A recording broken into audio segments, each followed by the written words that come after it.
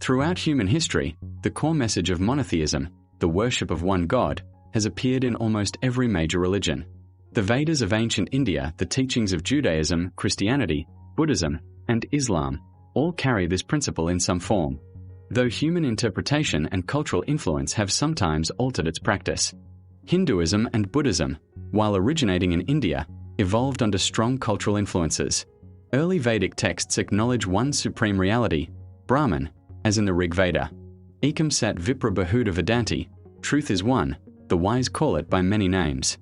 While the Vedas emphasize the one ultimate reality, Brahman, later Hinduism incorporated idols and temples. The Mahabharata and the Ramayana, written after the Vedas, further popularized stories of gods, heroes, and moral law, reinforcing symbolic representations of the divine and making spirituality more accessible to the masses.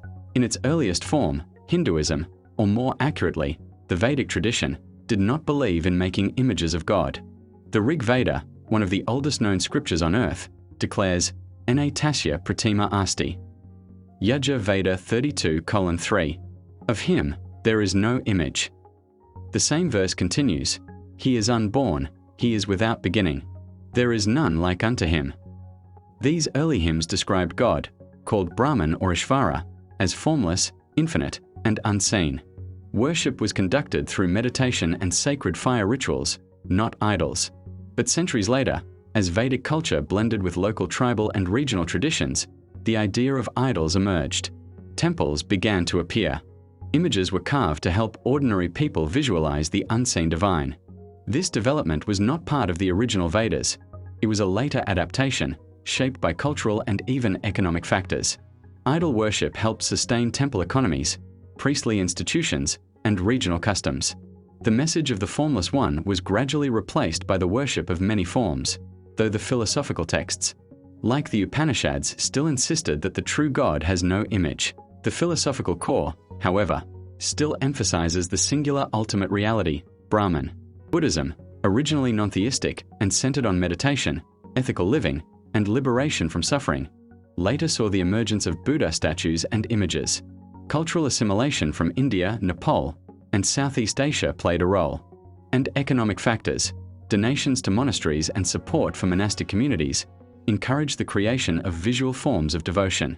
While these idols were not central to the original teachings, they became a focal point for worship and religious practice over time. While not centered on a creator God, encourages reverence toward enlightened beings, Buddhas. Early Buddhism in India was more focused on spiritual liberation than deities, yet in some regions, idols of the Buddha became common. This shows a cultural shift from an originally non-theistic path to visual representations as an aid to devotion. Hinduism, historically, also incorporated idols and temples over time. Some scholars trace the earliest forms of idol worship in Hinduism to influences from surrounding pagan cultures in Egypt and Mesopotamia, adapted into local religious practices.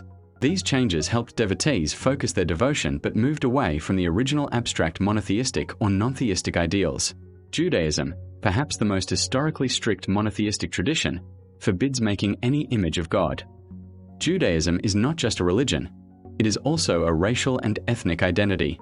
Membership is traditionally determined by ancestry, making conversion complex and restricted. The Jewish people are both a community and a covenant-bound nation. The Torah commands in Exodus 20 verses 4-5, "You shall not make for yourself a carved image or any likeness of anything in heaven above, or on the earth beneath. You shall not bow down to them or serve them." This prohibition against images reflects a foundational commitment to worship one unseen God, maintaining continuity of faith and practice over thousands of years. Judaism has consistently upheld this principle for thousands of years, emphasizing the oneness of God. Christianity, emerging from Judaism, initially followed this commandment strictly. However, as it spread through the Roman Empire, it absorbed cultural elements from pagan practices. Images, icons, and celebrations merged with Jesus' teachings, influenced by local pagan customs. Even the Old Testament shows interactions with neighboring peoples who practiced idol worship, indicating that the scriptures themselves were shaped by historical contexts and cultural encounters. Jesus himself affirmed the same commandment, quoting the Hebrew scriptures. In the Gospel of John 4 verse 24, he said, "God is spirit, and those who worship him must worship in spirit and in truth." The earliest Christians refused to make any image of God or even of Jesus. They met secretly in homes, prayed facing no statue, and focused on the unseen Creator. However, as Christianity spread through the Roman Empire, it encountered a world filled with pagan art, idols, and symbols. Over time, Roman and Greek converts merged their artistic traditions with faith, leading to icons, statues, and paintings of Jesus and Mary. The prohibition against images slowly softened, and the church began using visuals to teach and inspire. This transformation was not from scripture, but from cultural influence, blending the original monotheistic command with pagan aesthetics. The early church eventually incorporated statues, icons, and artistic depictions of Jesus and saints, blending local pagan traditions with original teachings. This mixing of culture led to a more symbolic rather than textual adherence to monotheism, though the message of one God remained central. Throughout history, the message of the prophets and saints has remained the same, that the divine cannot be contained, shaped, or seen. The Lord is formless and colorless. No one can make an image of him. Guru Granth Sahib, Ang 350. And again it warns, those who worship stones are lost in delusion. Guru Granth Sahib, Ang 1158. In the Guru Granth Sahib, the truth is made clear. This echoes across the ancient world. In the Yajurveda, one of Hinduism's oldest scriptures, it is written, "There is no image of him." Yajurveda 32.3. He is bodiless and pure. Yajurveda 40.8. Even in the Bible, the same truth resounds. When Jesus was asked about the greatest commandment, he repeated the call of the prophets before him. "Hear, O Israel, the Lord our God, the Lord is one."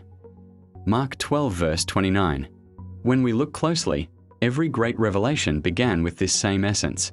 That God is not of this world, not confined by shape, not bound by imagination. From the Vedas to the Torah, from the Gospels to the Quran, the voice of the Eternal calls humanity to worship the unseen, uncreated Creator. But as civilizations grew and cultures mixed, humanity began shaping God in its own image, turning spiritual truth into rituals, art, and form.